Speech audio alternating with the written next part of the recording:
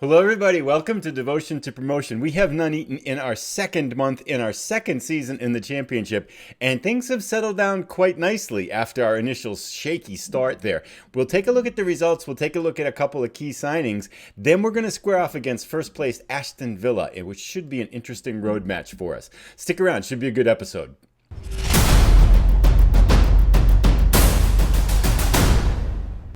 So let's dig right in. So after losing our opener 2-0 against Wigan, I was kind of getting nervous, but things did improve quite a bit. And as we get started, I'd like to also ask if you hitting a thumbs up button is greatly appreciated, as well as subscribing. Please consider subscribing if you're new. But let's jump right in and take a look at the results. First, if we take a look at the league table, we sit in 9th place. So since our opening loss, we've won 4 and drawn 1 in league play, 13 points over 7 matches. We're only a point off that playoff pace. So things have gone pretty well. If we take a look at the schedule and the results here, we lost that opener 2-0, which was disappointing. We looked terrible. We came back and we bounced back with a 2-1 win over Ipswich Town. They scored late, and then we scored late in the 89th minute to pull out a 2-1 win, which was nice. Drew against Watford, then Exeter City in the EFL Cup that nobody cares about.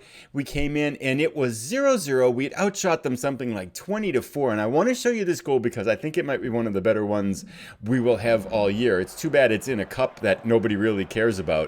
But this is a pretty good shot, I think. Woohoo!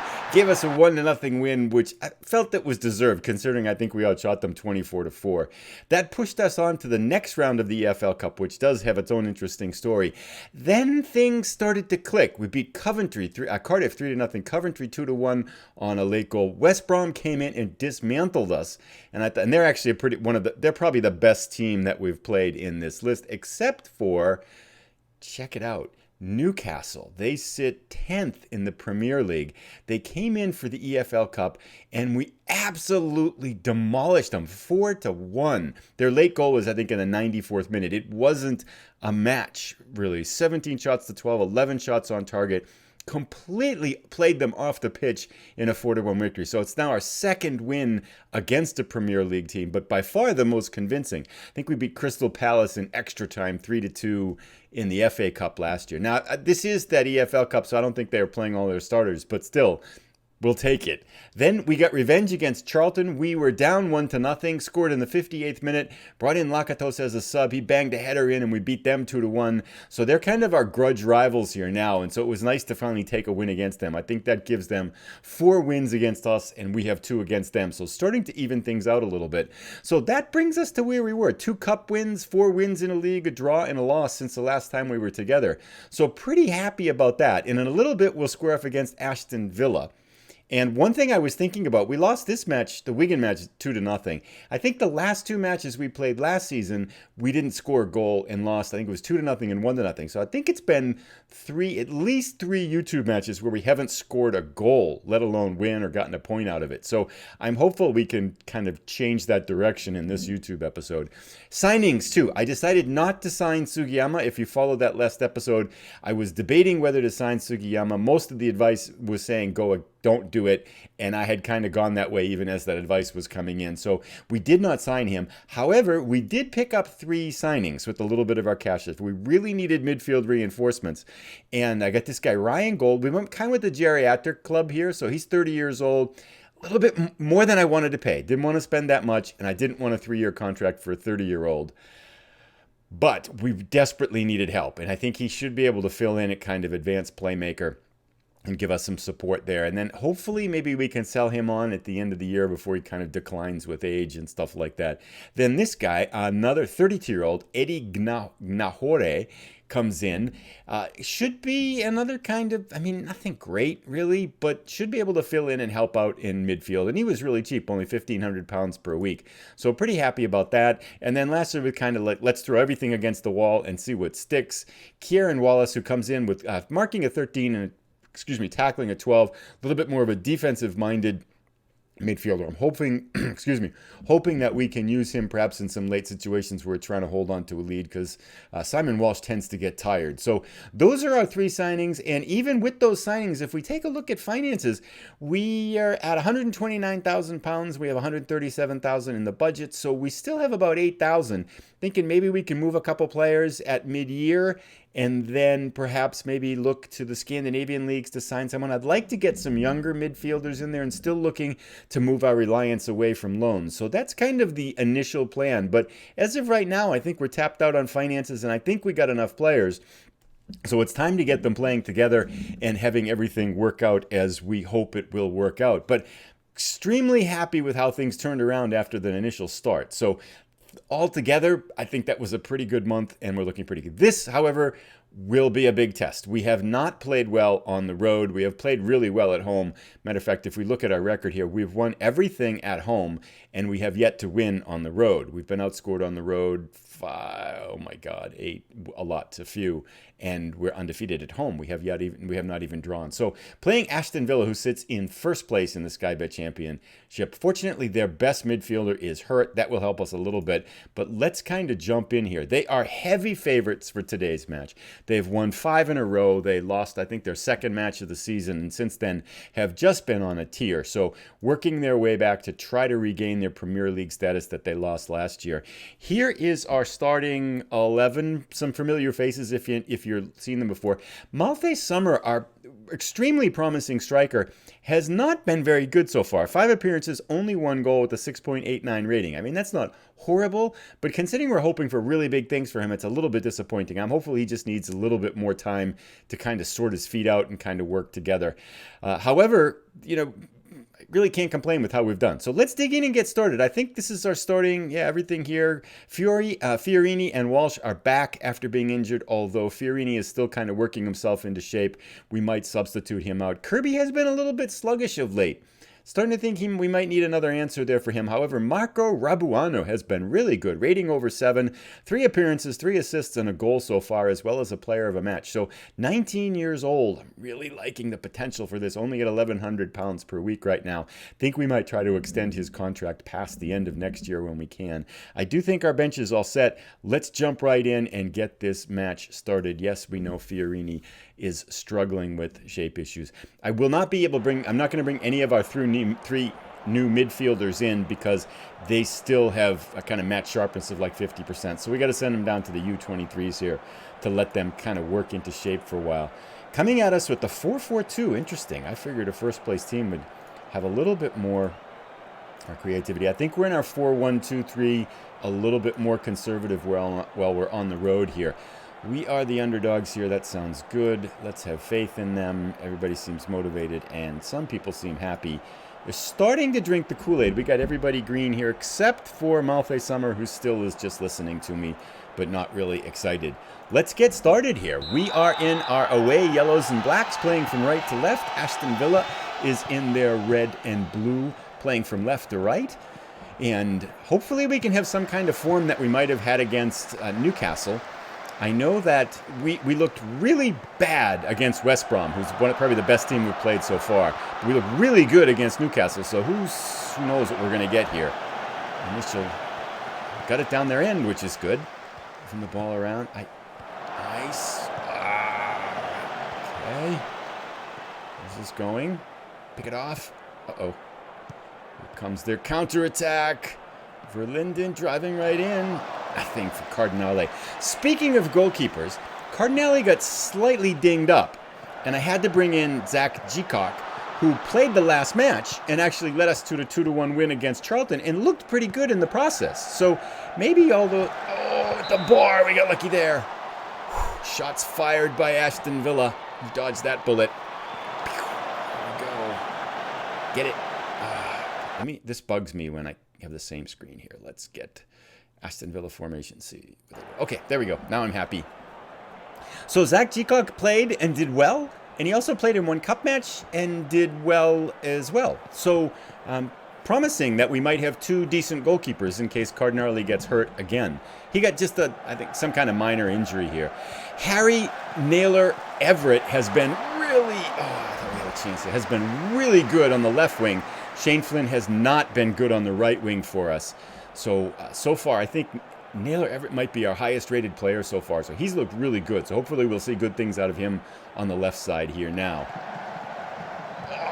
Good, nice pickup by Kirby. Back to Henri. Fiorini going the wrong way. Walsh has our highest passing rating as usual. Feeds it out to Henri. Feeds it into net. Do something nice with it. There it is. Oh, blocked. There it is. Gosh. Here comes Aston Villa. Block it. Nice. Marcio, our center back, cleans it up. Mitchell with the yellow card. Let's patch this one up here. So far, this is good here, I think. I mean, not good, but it's promising here. How are we doing on tactics? What are we doing here? We are pressing. Good.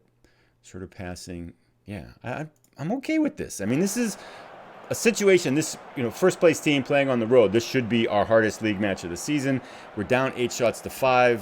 Whoops, let's do a little bit of get creative. See if that helps us. Nice. Oh, look at that. 11 for 11. Inspired, and we get a highlight. I love it when that happens. Holmes feeds it to Mitchell. Mitchell to Walsh. Getting created. Henri comes in. Oh, and just tipped wide by the keeper.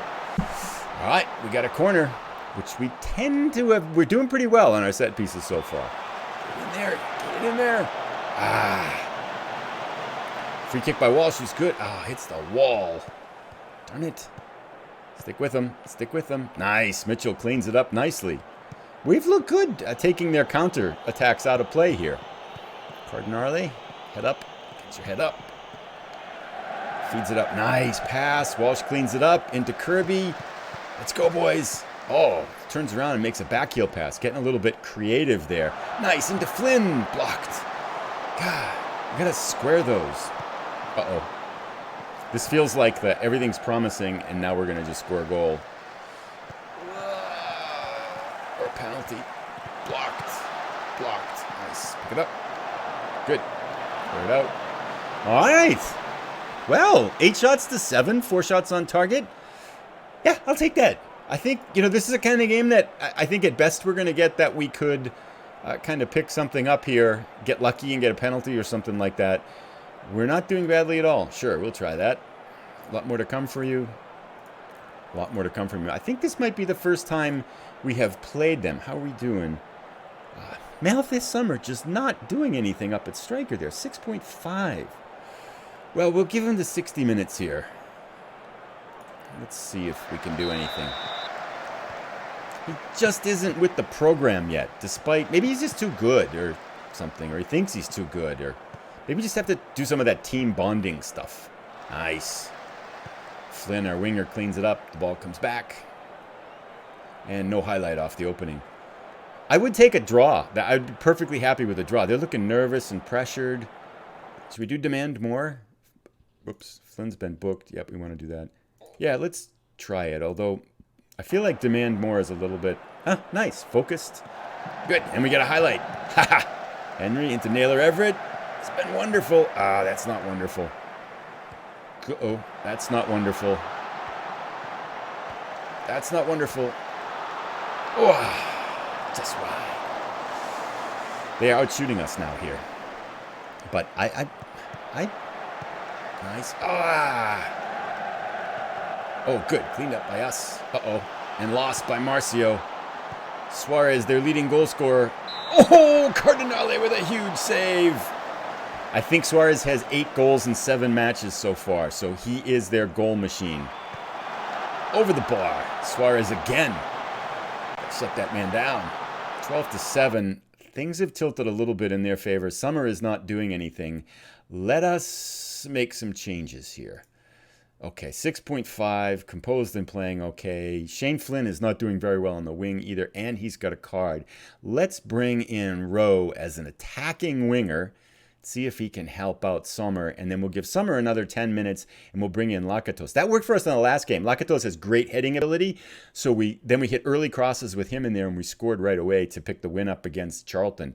So let's get Flynn out there, who just has not looked very good as an inverted winger here, and I think... How's our midfielders doing? They're doing okay. Defense is doing okay.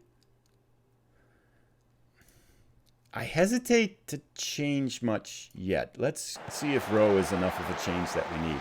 Whoops, Simon Walsh has a yellow card, excuse me. Let's clean that up. Ease off tackles. We probably want to substitute Fiorini out because he's still coming off an injury. We haven't seen him in the highlights yet, have we? Walsh, Kirby to Rowe, Rowe to Summer, gets the ball stolen. See, that's like, Suarez, blocked, nice, good. Pick it up, Fiorini, good. It's counter. We haven't got a shot for a while. Maybe we need to go more direct. Walsh lobs it into Rowe. There's a shot. So I think our last two substitutions will be get Sommer out because he's not done much. And if we're going to get a goal, and then put Rabuano in for Fiorini. Oh, Lard cutting in. It's going the wrong way. Oh, that looked like it was in. Really? They have the camera here they show every once in a while. That's not much of a threat. Here it is. Oh, look at that. Millimeters. Yeah, we'll skip that. Nice. Football gods are shining on us today. Not when we kick it like that, though. Block is good.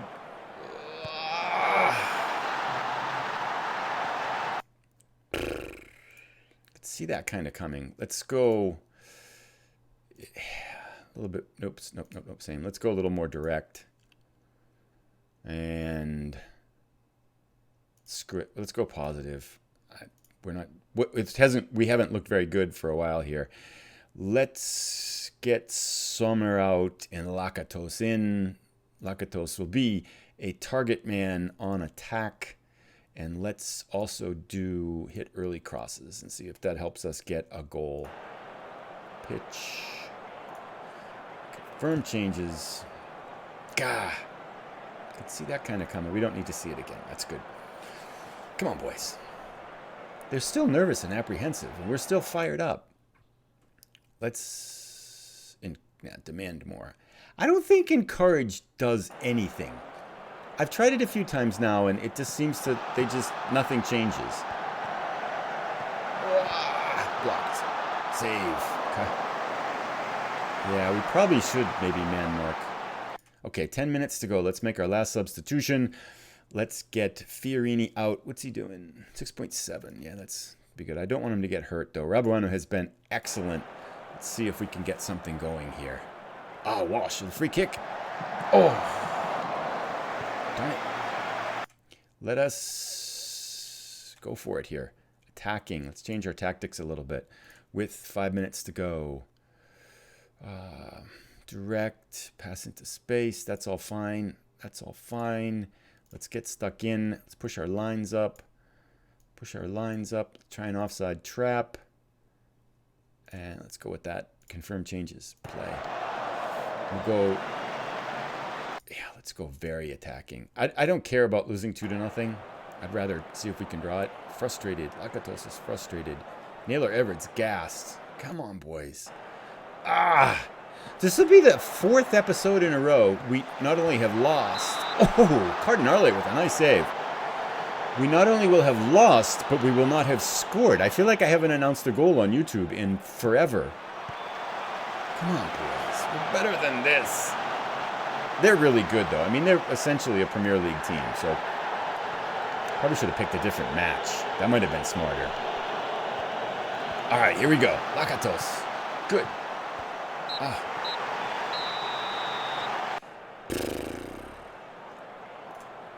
Okay. What was the shots? Tell the boys they did well and their efforts were excellent. Nah. I'm not happy.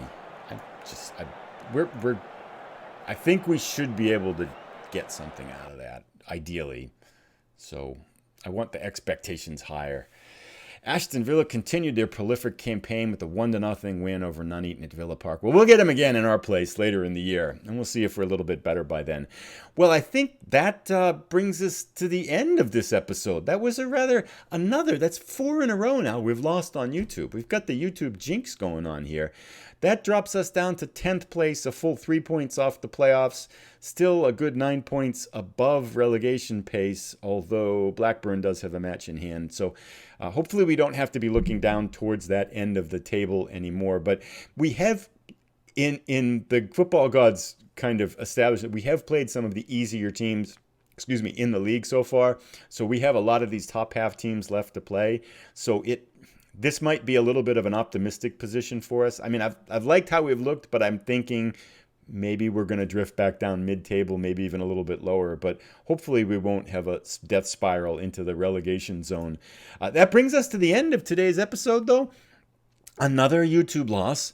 We'll finish off this month, and then we'll come back probably for Reading, Brentford, or Middlesbrough in October. So thank you so much for coming by. As always, thank you for the great support. If you have ideas on how to improve the team, I would love to hear them. And we'll see you in the next episode. If you liked it, please give it a thumbs up. And if you're new, again, please consider subscribing. And thank you so much for stopping in. Have a great day.